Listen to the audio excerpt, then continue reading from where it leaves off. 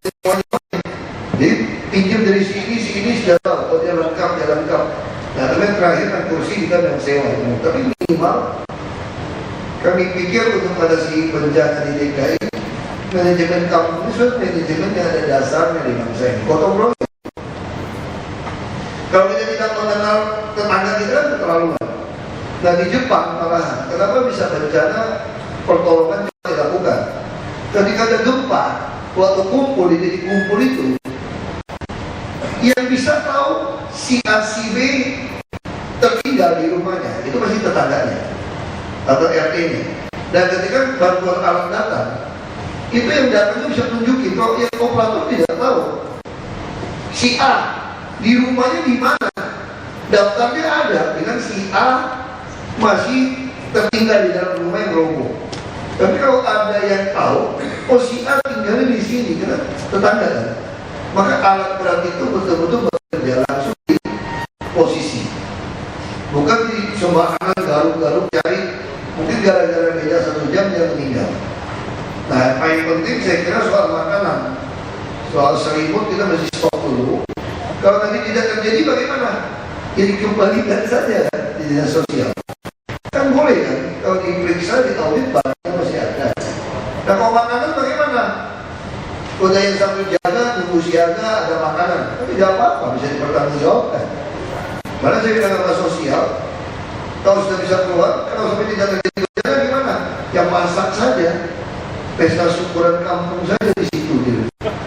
Kira daripada nasinya berasnya pulang, ya syukuran saja. Kita tidak terjadi bencana di tempat itu ya kita makan. Nah titik ini yang kita minta untuk pelaksana tugas sedang dicari penggantinya ini. Kasih pada kami nanti Pak Gubernur mau inspeksinya bukan presiden di Monas, tapi kami mau datang misalnya di Kecamatan Senen. Kita mau periksa tempat itu. Nanti pada camat dari dinas juga begitu, inspeksinya ke lokasi-lokasi. Tapi yang paling penting lagi para relawan jaringan ini yang harus ada. Nah, kami sangat berterima kasih kepada jaringan ada PMI, ada dari macam-macam ya, dari SDM segala macam. Nah, jadi ini penting. Kalau ini bisa kita lakukan bersama, ya kita tidak mengharapkan ada bencana. Terus terang tahun ini, kalau tahun awal, orang sama saya, aman nggak dari banjir? Saya bilang berdoa saja. Kenapa berdoa? Karena pengerjaan normalisasi sungai dan waduk menghadapi banyak masalah. Hampir semua sungai-sungai kita itu, saluran kita, hujan dikit tanah bawah udah banjir. Kenapa? Karena masih ada saluran air yang didudukin orang nyewain ke toko. Blok ini banjir nih bawahnya ya Pak. Jadi kalau dapat laporan saya. Kenapa banjir? Karena itu tadi saluran kita dibuat rumah untuk disewa di toko. Sepanjang inspeksi sungai semua untuk masuk alat berat rumah-rumah yang liar. Belum lagi di dalamnya. Kita mau usir katanya melanggar HAM. Dikasih rusun saja melanggar HAM, apalagi tidak dikasih rumah. Ini tinggalkan kasih isi saja katanya melanggar HAM. Saya tidak mengerti gitu ya. Ini penyebab banjir tidak melanggar HAM-nya kita ya. Ya itu kondisi hadapi. Jadi kita tahu hari ini ya saya kan berdoa saja lah supaya tidak separah tahun-tahun ini. Nah kalau kita kasih minimal pada Pak Gubernur warga merasa kita peduli. Ya sampai kita banjir mesti tidak ada makanan. Makanan datang kalau dikirim makanan, pengalaman saya itu dirampok di tengah jalan itu. Dirampok tanda kutip. Karena tidak sampai orang di tengah itu udah minta, namanya titik-titik ini harus ada makanan. Kalau ada makanan, ada selimut, ada gedung-gedung bisa kita pakai, itu bisa jalan dengan baik. Saya kira itu dari saya. Bapak-bapak, ibu-ibu, sekali lagi terima kasih banyak untuk partisipasinya. Dan kami sekali Pak Hukum kita minta siaga gitu Pak. Yang ada tuh tiap-tiap lokasinya mesti siaga dan kita akan periksa. Saya tidak tahu kalau di lapangan Pak Gubernur mesti kok gambarnya sih kami masih oke ya. Kalau kami sih bilang sudah di lapangan itu sudah mulai malas Jadi kalau untuk kasih semangat boleh aja lah. Tapi mau nyebat gubernur periksa di lokasi kayak kemarin kan, sudah di lapangan hebat, siap semua berdiri. Begitu banjir, logistiknya tempat titik pun tidak ditentukan. Nah, permasalahannya sudah yang di ruang orang sudah bikin juga. Ruang titik mana ada komputer kita ruang titik-titik itu tidak pakai. Jangan sudah tahu kan kalau banjir di sini fungsinya di mana, masaknya di mana, kita butuhkan. Ya saya kira itu. Terima kasih. Selanjutnya mohon berkenan kepada Bapak Wakil Gubernur Provinsi DKI Jakarta untuk melakukan foto bersama dengan para peserta dan didampingi oleh Pak Kuku Hadi Santosa selaku pelaksana tugas Badan Penanggulangan Bencana Daerah. Kepada para peserta, kami persilakan untuk maju ke depan.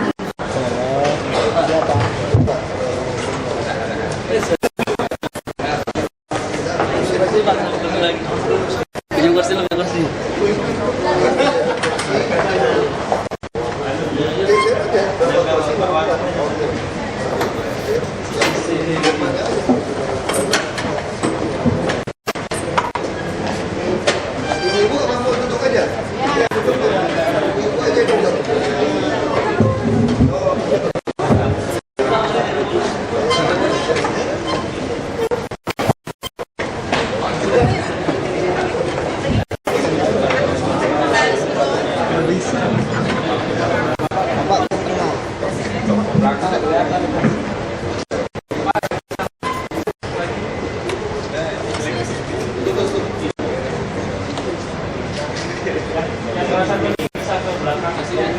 Di belakang.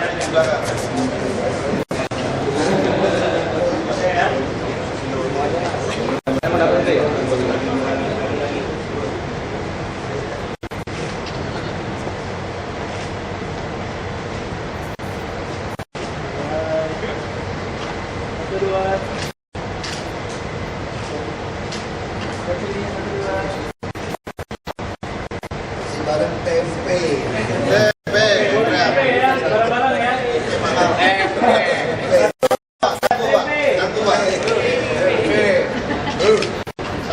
Tangguh, 1, 2, 3. Tangguh.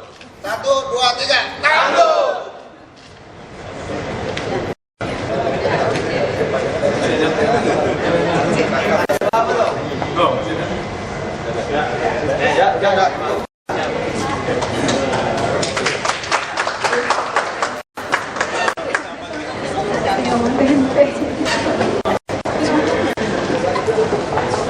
Makasih Pak ya.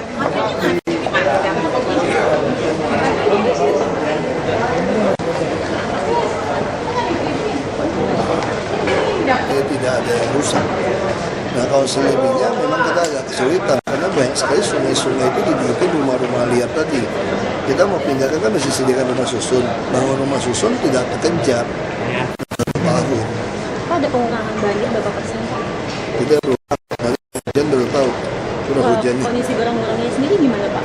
Kita kerjakan, terus kerjakan. Jadi cuma yang jadi masalah tidak semua bisa terhubung karena banyak sekali saluran-saluran itu ditinggal rumah kumuh justru sampah dibuang ke situ. Nah kita mau masuk alat untuk bersihkan tidak ada akses. Ada berapa titik Pak yang kemungkinan? Banyak Banyak seperti daerah mana aja Pak bisa disebutkan? Utara ada, barat ada, timur apa lagi, dan selatan juga nggak ada tempat pusat, nggak ada tempat yang tidak didudukin orang di sungai-sungai itu. Tapi Sudah sama ini, puluhan tahun ya, minimal 20-30 tahun seperti itu. tapi sama ini udah ada pengurangan semua. Mengurukan terus, kita lakukan terus semampu kami lah. Dengan tadi kita sadar tidak bisa sempurna 100% dalam 1 tahun ini. Nah, kita berdoa aja supaya curah hujan tidak sebesar yang tahun lalu. Karena tahun lalu kan masalahnya kan ini. Selain Manggarai tidak dibuka, ada robohnya yang banjir kanal barat, juga kerusakan pompa-pompa. Tapi ada pengebutan pekerjaan nggak Pak? Kebut kita kebut. Ya. Selain banjir sih Pak, mengenai lelang jabatan kepala sekolah sendiri yang direncanakan oleh Pemprov DKI Jakarta ini, kata pengamat pendidikan itu dinilai tidak tepat untuk angkatan dari kepala sekolah sendiri itu bagus buat rektor, tapi tepat apabila mengurangi praktek KKN. Ya kita kan sekarang bukan soal praktek KKN, sekarang kita ingin mengetahui kapabilitas dari guru-guru.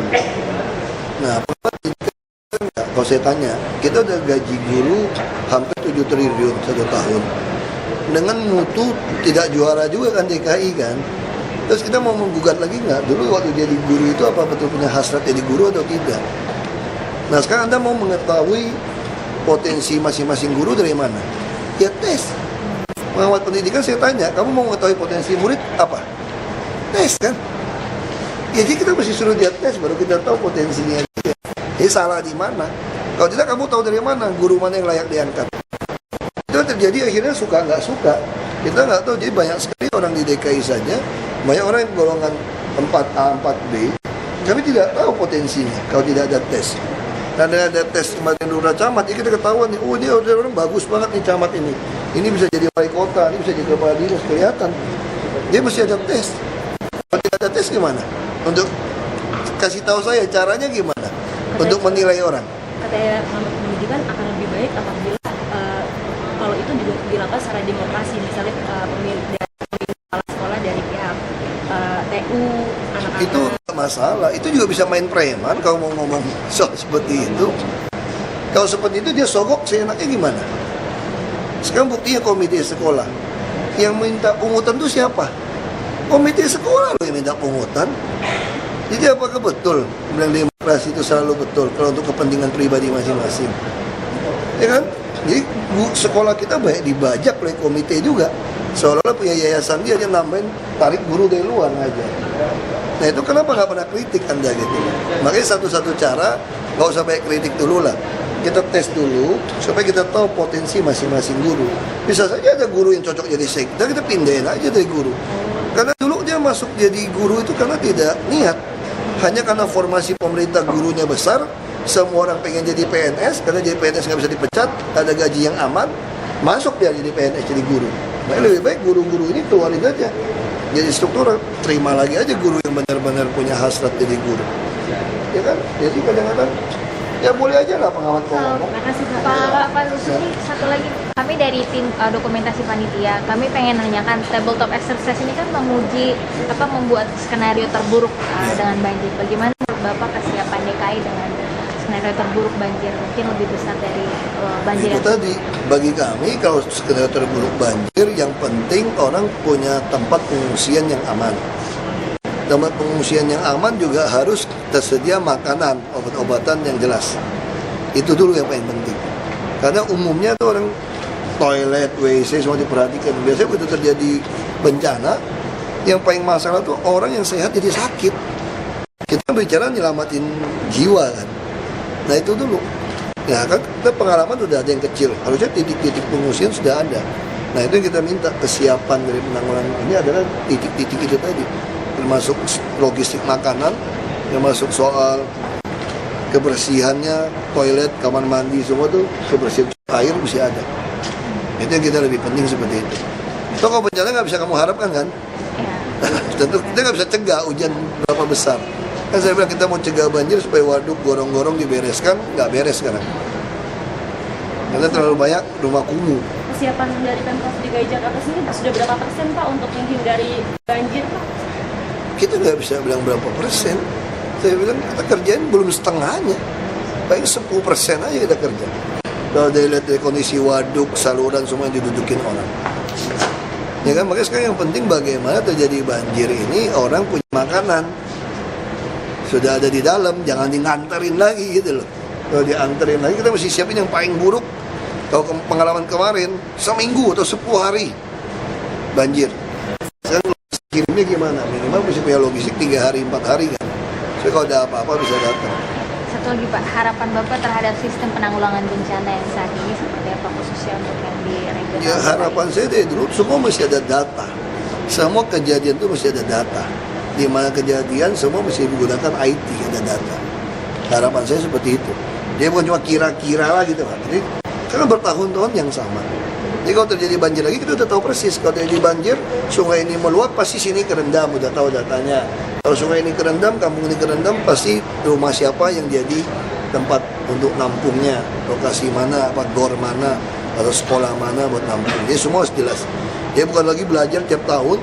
Jadi kita bukan lagi selalu pemula untuk dilakukan 20 kali, 20 tahun. Harusnya 20 tahun pengalaman udah lulus gitu. Dengan data-data yang ada makin sempurna gitu. Ya. Ya, terima kasih banyak Pak. Ya, Pak.